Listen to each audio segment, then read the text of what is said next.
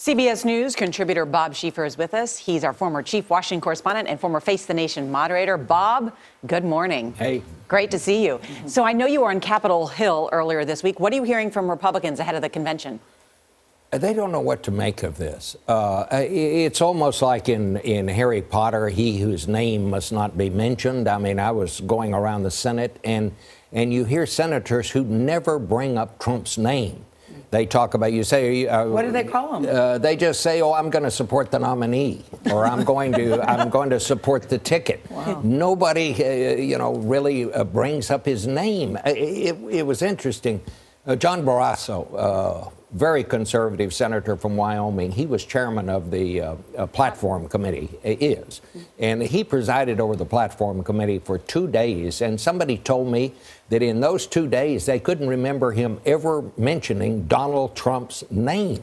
Said, he mentioned Ronald Reagan a lot, but said he never got around to saying Trump aloud. Now that to me kind of sums up sort of the establishment side of the Republican Party, the elected So the question is, side. will they try to do something in terms of the delegates and allowing them with the Rules Committee to be able to change their vote? The Rules Committee is going to start meeting today, I guess, this afternoon and tomorrow. And there will be this movement, this Never Trump movement. If they can get, I think, 28 votes, and there are 100 and something people on the committee, they can get a minority vote out.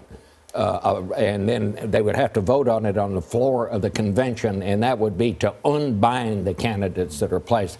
I'm not sure that's going to go very far, but it's there. Anything could happen in 2016. The people I was talking to yesterday, that's exactly what they said. Anything could happen. I think that there's still a long way to go until November. So what do you make of the race?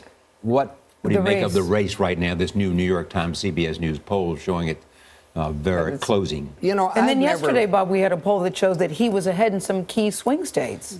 Well, yes, I think this poll is devastating for Hillary Clinton. I just don't think there's any other way to put it, because now he has opened up a big lead among independents. Independents are the people who are going to decide this race. I mean, I keep hearing about Democrats worried about, how do we get to the Bernie Sanders people? How does Hillary Clinton get to the left of Bernie Sanders?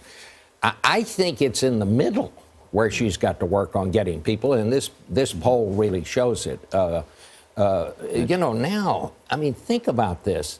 We have managed to come up with two people here on the Republican and the Democratic side that a majority of Americans don't like, and even worse, don't trust.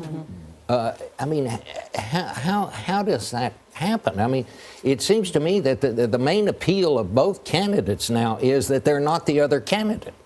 So are her you hear numbers people going over down? and over saying, I can't vote for Hillary, so I'm going to have to vote for Trump. I don't like him, but I'm going to vote for him. Or you hear people say, I don't like Hillary, I don't like Trump, so I'm going to have to vote for Hillary. It's nobody that's positive here. Bob, are her numbers going down and his going up? Is that what you're saying? His numbers are kind of holding pretty steady as far as the trust and likability. What is it? 33% of the people don't trust him, but 28% of the people, do trust him.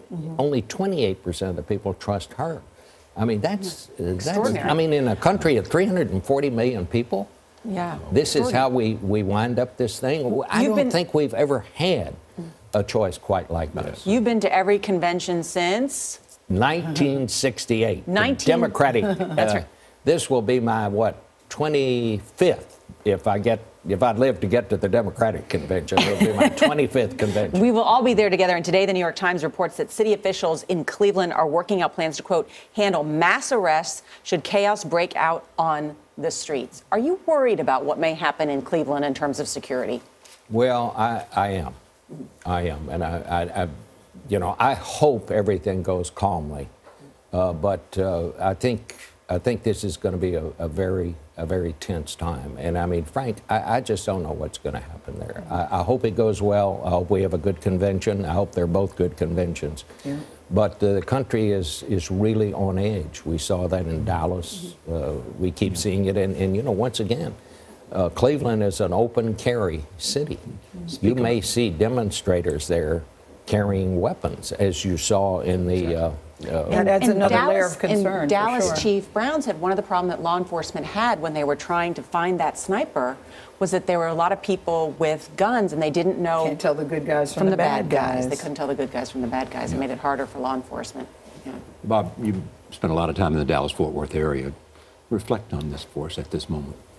Well, people talking about running mates, I think I'd put that Dallas police chief on the ticket if I were running. Right, I know. Very well respected. I mean, this guy really spoke well. You know, and Dallas went through some very hard times. They learned some hard lessons the hard way. But they were doing it right. I mean, Barack Obama was right when he said that they were doing it right. And to have that happen. But, I mean, you saw some very strong leadership. The mayor enjoys widespread support from African Americans and the business community and white people, both political parties. I think you saw real leadership in the midst of a very awful time. There you saw real leadership. I was really proud of Dallas. I really was. And I'm from Fort Worth. Yeah, I said Dallas. See, I noticed I said Dallas-Fort Worth. Yeah, the mayor and the chief getting rave reviews. Thank you very much, Bob Schieffer. We'll see you in Cleveland. I'll be there. We will see you in Cleveland.